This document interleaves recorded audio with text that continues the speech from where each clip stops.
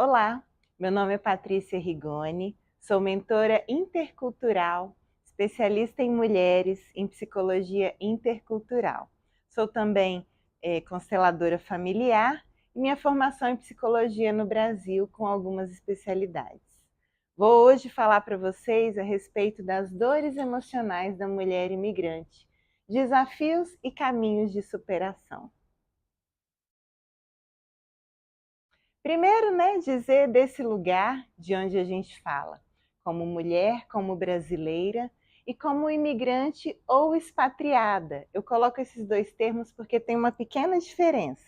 Eu sou uma imigrante, mas de repente se eu fosse esposa de um grande empresário, de um cônsul, de alguma pessoa que tivesse que se deslocar do nosso país para ir trabalhar fora, eu seria uma expatriada.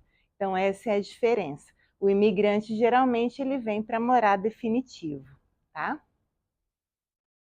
Então eu quero chamar atenção primeiramente para o seguinte: imigrar vai muito além do aspecto físico. Não é somente eu preparar minha mala e ir para um outro país, e começar a trabalhar e tudo mais. Não é tão simples assim. As questões emocionais, elas precisam ser identificadas, porque não tem como separar isso da gente. E elas têm que ser acolhidas e trabalhadas também, para evitar uma série de outras questões que podem surgir. Mas primeiro eu preciso definir um pouco melhor o que é dor emocional, né? Eu falo para vocês que é principalmente as dores invisíveis, aquela que ninguém fala. Por exemplo, eu me mudei e eu estou aqui há 1 mês ou 2 meses, recém-chegada. De repente eu começo a sentir uma ansiedade grande, me sentir um pouco isolada, deslocada, mas eu não falo com ninguém. Então é uma dor que é invisível, às vezes até para mim mesma. Então eu preciso falar disso. A dor emocional muitas vezes ela não é falada, ela não é expressada como deveria. Então, ela pode querer passar despercebida, mas ela fica ali. E com isso, o que eu estou dizendo, Que não há separação entre corpo e mente. Novamente, a gente vem trazendo essa questão, que não existe. Eu estou aqui sentindo alguma coisa no meu corpo, mas não quero associar com nenhuma emoção, nenhum sentimento. Não é assim que funciona. Do mesmo jeito, se eu estou sentindo alguma coisa, pensando alguma coisa, o meu corpo vai refletir. Essa separação não tem como fazer. Outra coisa importante é dizer que, muitas vezes, a gente pode até identificar essas dores, essas emoções, sentimentos, mas a gente pode classificar como uma fraqueza, A sociedade em si coloca, nós mulheres muitas vezes temos essa dificuldade também, porque tem muito rótulo, Então a gente precisa conseguir distinguir e perceber que, se eu identifico, eu vou me cuidar e isso sim pode me tornar mais forte, não o contrário. Além disso, é importante diferenciar que existem também os transtornos psiquiátricos, sim, e também os traços de personalidade. Então, muitas vezes, se você está sentindo uma dor emocional, identificou que é uma dor emocional, você pode consultar um profissional que ele vai te ajudar a te guiar e você entender melhor do que se trata. E tudo que é tratado, que é cuidado, tem mais chance de sucesso. Então vamos lá, eu trago aqui só citando algumas dores, do que a gente imagina, do que a gente estuda na teoria também, e no dia a dia, na convivência com outras pessoas, outros imigrantes, outras mulheres imigrantes brasileiras, assim como eu também, na minha própria experiência, Então vamos lá. O que geralmente aparece? Uma crise existencial relacionada à falta de identidade, e a identidade pessoal, profissional, a questão da família, de filhos, os que eu deixei no Brasil, até os que eu trouxe para cá na adaptação, às vezes é complicado. As saudades todas, a barreira da língua, meu status imigratório, a convivência com outras pessoas, com essa nova cultura, os amigos, uma liberdade financeira que agora, pelo menos eu não tenho mais, quando eu acabo de chegar, eu tenho que me reconstruir, Às vezes, violência doméstica é um ponto também importante, porque o nível de tensão é tão grande, às vezes, na família, que isso pode acontecer, ou às vezes já veio até do Brasil. E a minha carreira profissional também, né? A gente não pode deixar de dizer isso. Mas aí eu trago para vocês aqui, pontuando bem, né? As principais dores emocionais. Quais seriam? Primeiro, a perda de identidade e pertencimento. Como eu comentei, né? É uma sensação de deslocamento. É como se eu tivesse deixado para trás, literalmente, a cultura, os amigos, os familiares. Mas muitas vezes não é tão literal assim, é só uma sensação. E a gente tem que identificar para trabalhar em cima disso e essa dor não aumentar mais do que deveria, certo? Então existe aí um impacto mesmo, né, nessa mudança. Muda o meu status social, eu posso pensar, né, de repente eu tinha uma carreira consolidada profissionalmente no Brasil e agora eu me deparo com tantas dificuldades que eu me perco, eu não me reconheço mais, especialmente nessa parte profissional. Então, por exemplo, né, muitas de nós éramos independentes no Brasil, com carreiras consolidadas, e aqui a gente enfrenta um desafio enorme, né? A perda da nossa identidade profissional e social, o que afeta diretamente na nossa autoestima. Outra coisa que surge é a solidão e a distância de uma rede de apoio. Então, esse impacto, de novo, né, da distância física mesmo, aí é o literal, né?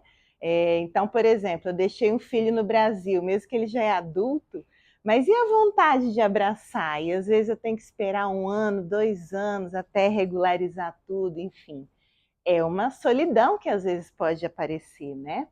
E aí a gente sente especialmente quando a gente vai enfrentar uma situação difícil, né? Quando surge um problema, uma dificuldade, se a gente não tem uma rede de apoio próxima, ou se ainda não deu tempo, ou eu não me permiti isso, fica mais difícil, né? Eu posso me sentir muito mais sozinha.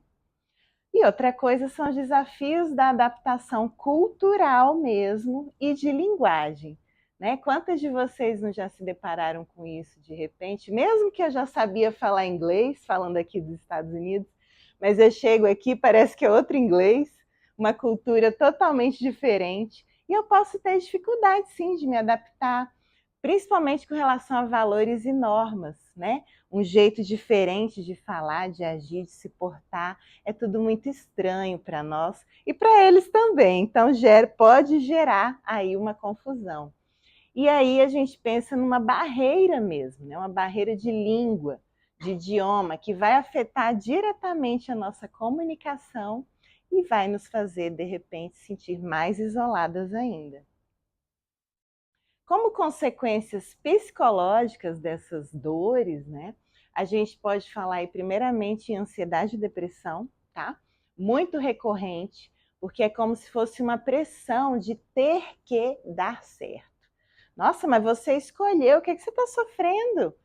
Como assim? Você está aí nos Estados Unidos, né?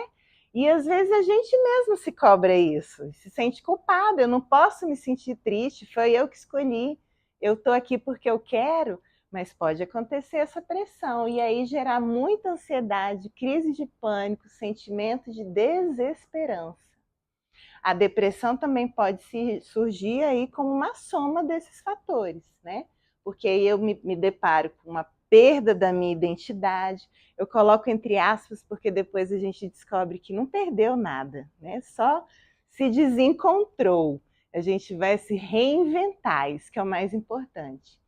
Mas pelo sentimento de isolamento e as próprias dificuldades práticas do dia a dia, também pode me deixar num lugar de muita tristeza. E aí eu até coloco aqui uma diferença, né, para a gente saber entre depressão e tristeza. Muitas vezes pode ser só uma tristeza mesmo, por mais que seja intensa, mas não tenha necessidade, às vezes, de tomar medicação, de um acompanhamento mais profundo. E na ansiedade é a mesma coisa, porque a ansiedade também faz parte do ser humano.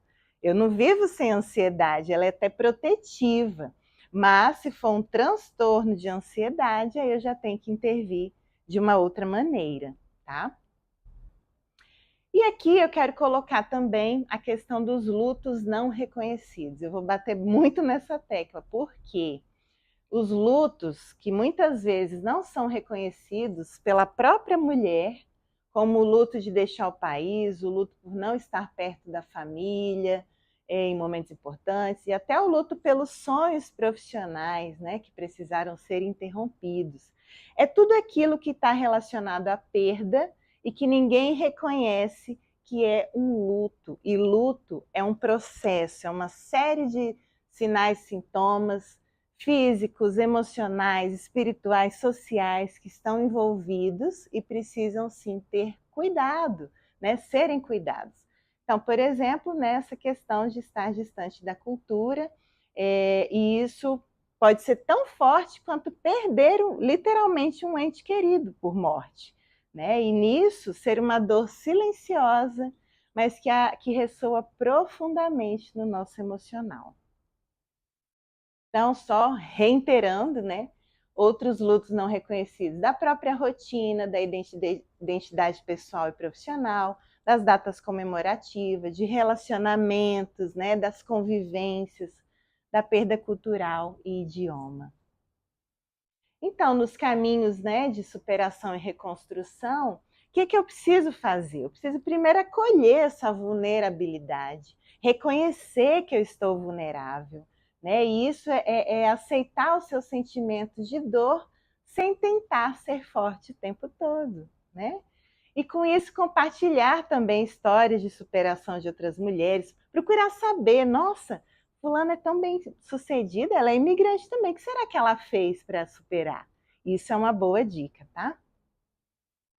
Construir também uma nova identidade. Nesse ponto é importantíssimo pensar que é ressignificar. Você não apaga quem você foi no Brasil. Está junto com você. Apesar dessa sensação de chegar aqui e pensar, meu Deus, quem sou eu? Né? Não sou ninguém. Calma, você é sim. Só que você vai reconstruir, você vai complementar com essa nova experiência, né? E com isso você vai ter coragem de buscar novos sonhos, novos desafios, se colocar na vida de uma maneira realmente ativa. Com isso também a importância de ter uma rede de apoio e a própria terapia, né? Você tem que criar, é importante você procurar saber grupos de mulheres que sejam, né, imigrantes, ou que estão passando pela mesma situação que você, com as mesmas dores.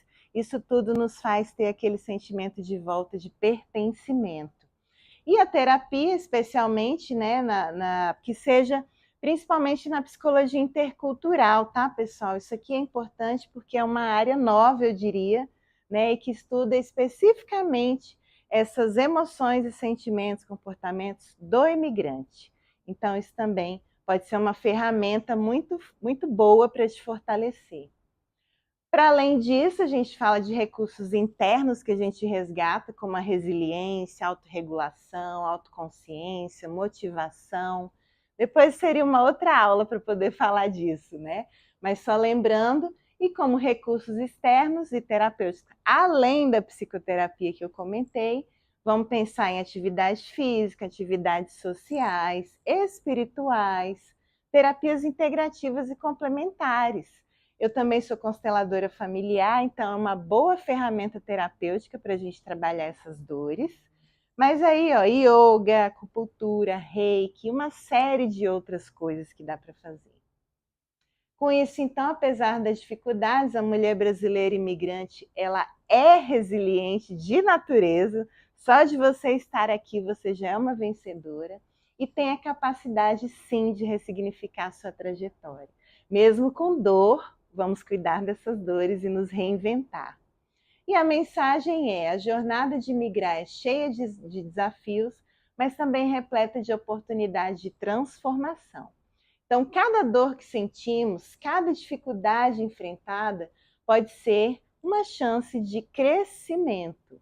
Então, o importante não é enfrentar tudo isso sozinha, mas buscar apoio, entender as próprias emoções e permitir viver essa nova fase com coragem e compaixão. Então, a mensagem é essa. Muito obrigada.